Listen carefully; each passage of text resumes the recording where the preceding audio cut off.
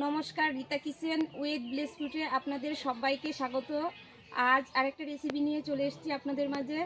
আজ বানাবো আম তেল আচারটা বানাবো আজ।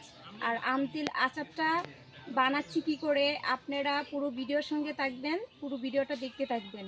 গাছ থেকে আম পারবো, আর এখন দেখুন গাছে গাছে কত আম ধরেছে। এটা আমার মামাদের গাছ, ওই গাছ থেকে আমি আম পারবো। দেখুন বন্ধুরা, গাছ থেকে আম পারবো। এখানে একটা জিংলা নিয়েছি বাঁশের, আর এখানে নিয়েছি একটা তার। ওই তারটা আমি জিংলাতে সেট করব। আগে এরকমভাবে ছোটোকালে কত আম পেরেছি, অনেক দিন হয়ে গেল এভাবে আম পারছি না। আমি এরকম গোল করে দিয়ে মুড়ে নিচ্ছি তারটা, ওটার মাথাতে, জিংলার মাথাতে এভাবে মুড়ে নিয়ে এভাবে পেঁচিয়ে দিলে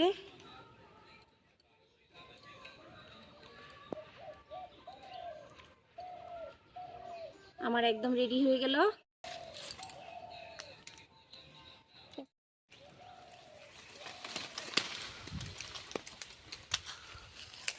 আরেকটা আম আছে, আমি এখানে বড় বড় আম দেখেই পারছি।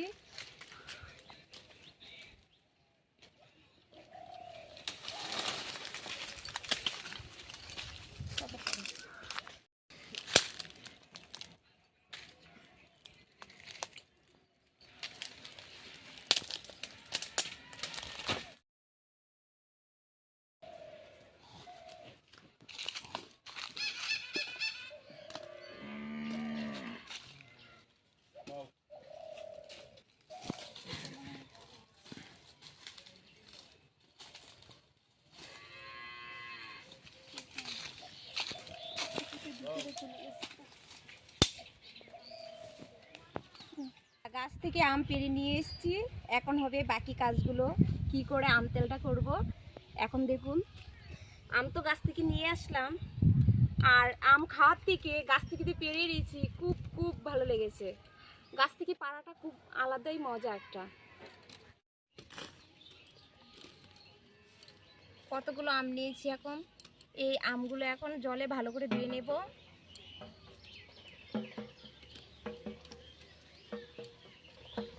এই কটাকে ভালো করে ধুয়ে নেব।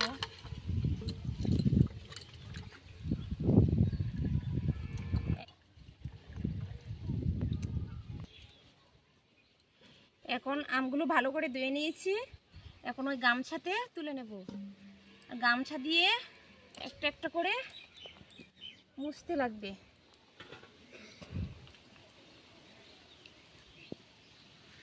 ভালো করে মুছে নিয়েছি, আমের গায়ে যেন জল না থাকে এরকমভাবে মুছতে লাগবে আমটা।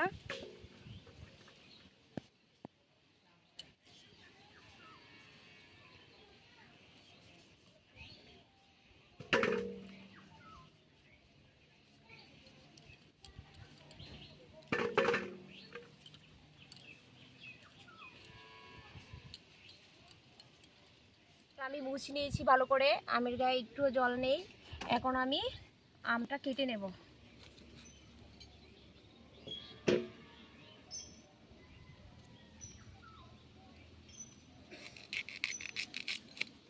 দেখুন, আমে আটি হয়নি, এরকম ভাবে আমি কেটে নেব আমগুলো।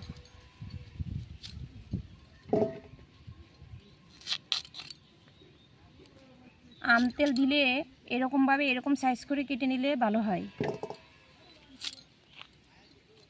এরকম করে সবগুলো আম কেটে নেব।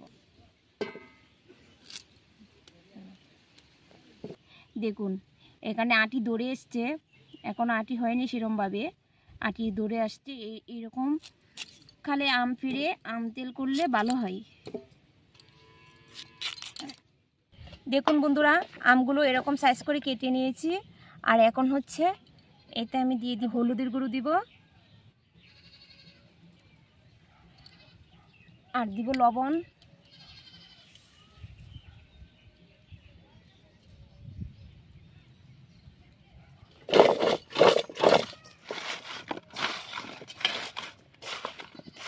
আমের নুন আর হলুদ ভালো করে মিশিয়ে নেব, যাতে করে আমের গায়ে যে জলটা থাকে জলটা ঝরে যাবে।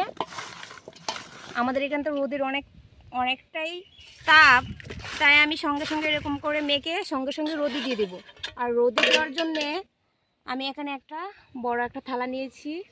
আপনারা চাইলে স্টিলের থালাতেও দিতে পারেন, মাটির থালাতেও দিতে পারেন। আমি এরকম করে নিয়েছি, কিন্তু কাঠের থালাতে দিলে হবে না, কাঠের থালাতে দিলে ওটা দাগ লেগে যেতে পারে। তাই আমি এটাতে দিয়ে দিব। আমি এটাতে সঙ্গে সঙ্গে রোদে দিয়ে দিচ্ছি। দেখুন বন্ধুরা, এখানে আমি নুন হলুদ মেখে নিয়েছি, আর এখন দেব রোদ। আর আজকে রোদ খাওয়াবো, আজকেও খাওয়াবো, কালকে অর্ধেকটা দেবো, দিয়ে তারপর ওটা বানাবো। আজকে রোদটা খাবে, কালকেও দেখি কতটুক লাগে, তারপর ওটা দিয়ে আমি আম তেল করবো, কালকে আসছি। দেখুন বন্ধুরা, 2 দিন আমি ওটাকে রোদে দিয়েছিলাম, ওই আমগুলো কত সুন্দর শুকিয়েছে দেখুন।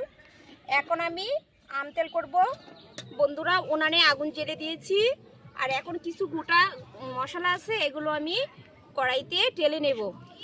শুকনো লঙ্কা নিয়েছি, দেব কড়াইতে, কিছুটা দেব মরিচ,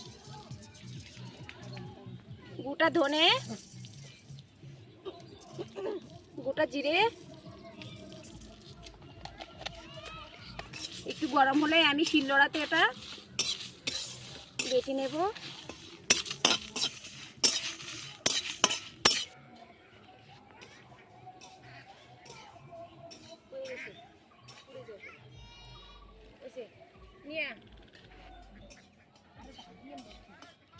এগুলো ভাজা হয়ে গেছে বেশি।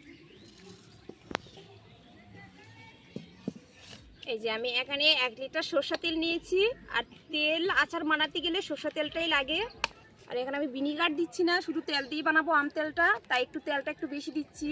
আপনারা চাইলে কম বেশ করে দিতে পারেন। শিলনোড়ায় ও ভেজে রাখা মশলাগুলো একটু আদা ভাঙ্গা করে বেটে নেব। একদম মিহি করব না, আচারে আদা ভাঙ্গা করে মশলাটা দিলে ভালো হয়।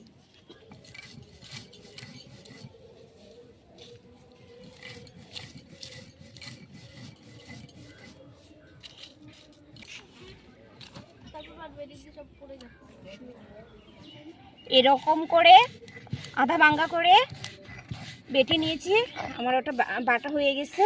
আমি এখানে গোটা 4টা লঙ্কা নিয়েছি, আর এখানে দেখুন তেলটা আমার অনেকটাই হয়ে এসছে, তার মানে তেলটাতে ধোয়া ধোয়া উঠছে, এখন হয়ে গেছে। আর এই 4টা লঙ্কা দিয়ে দিলাম এখানে, ওটা তেলে থাকবে, হয়েই গেছে।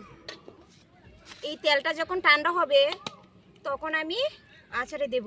আর এই যে দেখুন, এখানে শুকনো লঙ্কাটা ভেজে নিয়েছি না, ওটা আমি আচারে দেব, তেল আচারে দেব ওটা। আর এখানে আমি আচারটা রাখবো কাচের বয়ামে। আপনারাও চাইলে কাচের বয়ামে নেবেন, আম তেল কাচের বয়ামে রাখলে ভালো থাকে বেশি। এখানে হচ্ছে একটা বাটি নিয়েছি শুকনো করে, মানে জল থাকলে হবে না, জোয়ান। দেখুন বন্ধুরা, এখানে আমি কিছুটা জোয়ান নিয়েছি, আর তেল আচারে জোয়ানটা দিলে খুবই ভালো লাগে, এর চেনটাও ভালো লাগে, তাই আমি এখানে দিচ্ছি। এখানে দিয়েছি জোয়ান, আর দিচ্ছি কিছুটা হলুদ, পরিমাণ মতো হলুদ দিচ্ছি। এখানে আমি কাশ্মীরি লঙ্কার গুঁড়ো নিয়েছি। আর আগে তো আমি এখানে নুন আর হলুদ মেখে ওটা শুকিয়েছিলাম, তাই নুনটা এখানে পরিমাণ করে দেব। গরম আছে, এখন এই তেলটা এখানে দিচ্ছি।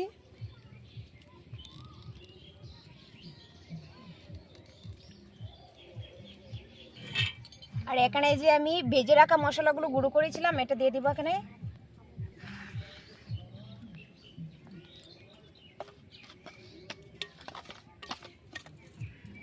ভেজে রাখা মশলা গুঁড়ো করেছিলাম, ওটাও দিয়েছি এখানে। আর একটু তেল লাগবে, এখানে আরেকটু তেল দিয়ে দিব।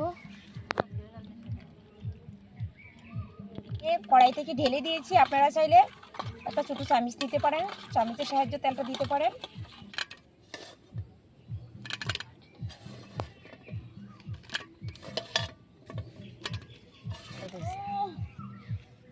আমি পাত্রটা ছোটো হয়ে গেছে আমার নেওয়া, বড় পাত্র নেওয়ার দরকার ছিল, আমি এটা দিয়ে করে নিচ্ছি। ভালো করে মশলাটা ওই আমের সাথে মিশিয়ে নেব। ওই শুকনো কড়াতে যে গোটা মশলাগুলো ভেজে নিয়েছি, ওই মশলাগুলো তেলের জন্য খুবই মানে ভালো একটা সেন্ট আসে। এখানে মিশানো হয়ে গেছে, দেখুন কত সুন্দর মিশিয়ে নিয়েছি। আপনারা চাইলে ভিনিগার দিতে পারেন, আমি ভিনিগার দিচ্ছি না, আমি একটু সরষের তেল বেশি দিচ্ছি। তেল আসারে তেলটা একটু বেশি দিলে সারা বছর ওটা সংগ্রহ করে রাখা যায়।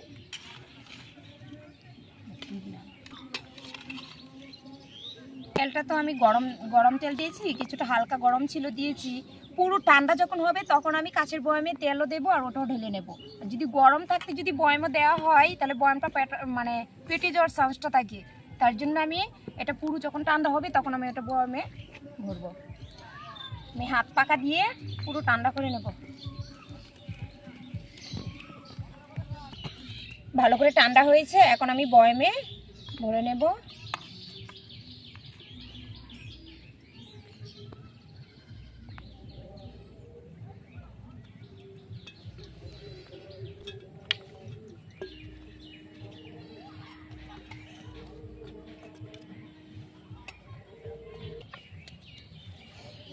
আর যে এখানে যে তেলটা আছে আমি এটা তো জাল দিয়ে নিয়েছিলাম, ঠান্ডা করে নিয়েছি।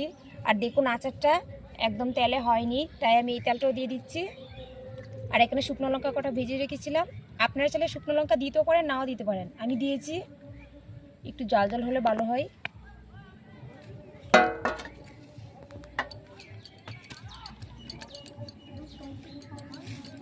দেখুন বন্ধুরা, আমার এখানে আমতেল আচারটা হয়ে গেল। আর এরকমভাবে আমতেল বানিয়ে আপনারা মানে সারা বছরের জন্য সংগ্রহ করে রাখতে পারবেন। আর ওই আমতেল ছোট বড় সবাই পছন্দ করে, মুড়ি দিয়ে খাওয়া যায়, অনেক কিছু দিয়ে খাওয়া যায়। আমতেল অনেক রকম করে খাওয়া যায়, সারা বছর ওটা সংগ্রহ করে রাখতে পারবেন। আর এখন তো আমের সিজন, আপনারা একবার হলো বাড়িতে এরকমভাবে আমতেল। আর যদি ভিডিওটা ভালো লেগে থাকে তাহলে লাইক, শেয়ার, কমেন্ট ও সাবস্ক্রাইব করে দিবেন।